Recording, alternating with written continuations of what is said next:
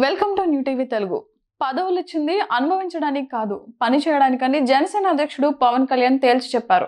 లడ్డు వ్యవహారంపై ఇంత రాద్ధాంతం జరుగుతున్నా పార్టీ నేతలెవరూ మాట్లాడడం లేదని ఆక్షేపించారు. వైసీపీ దుష్ప్రచారాలను ఎందుకు తిప్పికొట్టడం లేదని నిలదీశారు. ప్రతి అంశంపై నేనే మాట్లాడితే ఎమ్మెల్యేలు, ఎంపీలు, పీఏసీ సభ్యులు ఎందుకు అని ప్రశ్నించారు.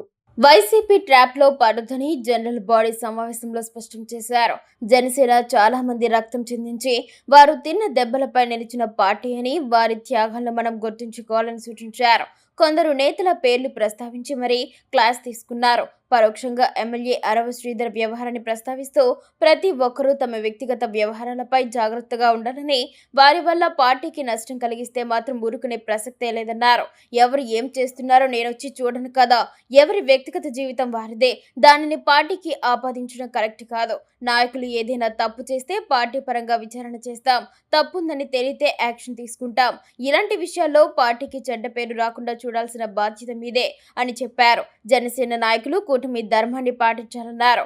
గ్రామ, మండల, జిల్లా స్థాయిలో కూటమి సమావేశాల్లో పాల్గొనాలన్నారు. టీడీపీ నాయకులు సమావేశాలకు పిలిస్తే వెళ్లి అక్కడి పరిస్థితుల్లో అర్థం చేసుకోవాలని, కానీ ఆ పార్టీ నాయకుల వ్యక్తిగత సమావేశాల్లో పాల్గొనవద్దని, దూరంగా ఉండాలని సూచించారు. మనం కేవలం పొత్తులోనే ఉన్నామన్నది గుర్తుంచుకోవాలన్నారు. తాడేపల్లిగూడెం ఎమ్మెల్యే బొలిశెట్టి శ్రీనివాస్ జోక్యం చేసుకుని ఆయా పార్టీల సోషల్ మీడియా టీం బలంగా ఉందని చెప్పారు. పవన్ స్పందిస్తూ సోషల్ మీడియా పరంగా మనం కూడా బలంగానే ఉన్నామని, మీరు గట్టిగా మాట్లాడితే అదే ప్రచారంలోకి వస్తుందని తెలిపారు.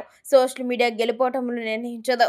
మన పార్టీపై వచ్చిన నెగిటివ్ న్యూస్ ను మనమే వైరల్ చేయడం వల్ల దానికి బలం చేకూరుతోంది. మనం ఆ పద్ధతి మార్చుకోవాలి అని సూచించారు.